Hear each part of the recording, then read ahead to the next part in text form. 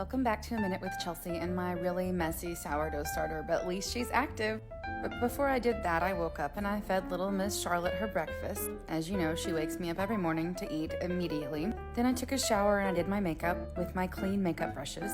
I took some of my discard and I started a loaf of sourdough. I did some laundry with my little rolly car. Then I got in the car and I drove to 7 Brew and I got a coffee. When I came home, it was time for me to try to score this bread. It did not work out.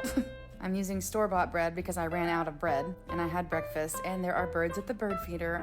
If you haven't seen it, the video is adorable of her chirping at those birds. But I think this sourdough looks amazing.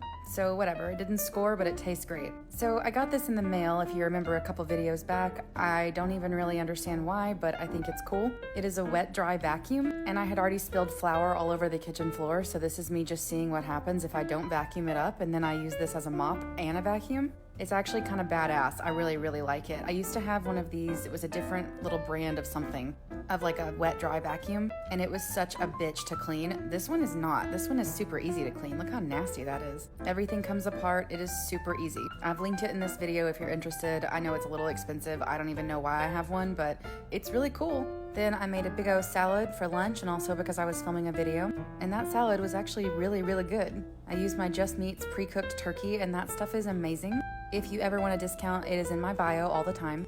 If you ever want a discount on anything, check my bio because I have everything listed in my link tree in case you're ever looking. I also cleaned my disposal.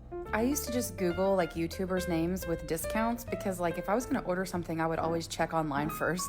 So yeah, if you ever want one, just check. I partner with a lot of people. Then I drove to Little Rock and I took a class with Leah, my favorite classes. And I realized like this is a level 1. I used to take Leah's level 2 every Monday night, but after taking a month off almost for my knee and my anemia, I need to go back to basics. You don't realize just how much fitness you can lose in 4 weeks.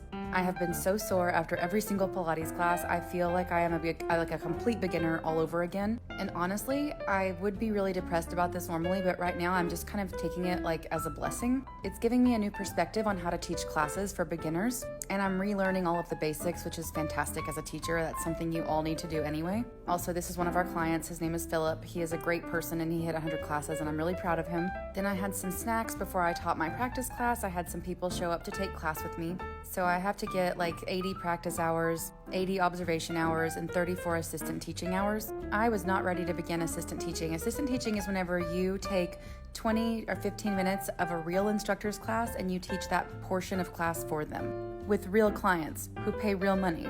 I wasn't going to start that for a couple more weeks, but I just got a phone call from my lead trainer and they need me soon. So I'm starting that this week and I am nervous but excited. Wish me luck. I'm going to be teaching real classes in like 2 weeks. I came home and my sourdough had exploded because she is active, so I decided to make some sandwich bread, which I've never done, and you have to let it sit overnight. So fingers crossed, here's hoping for sandwich bread.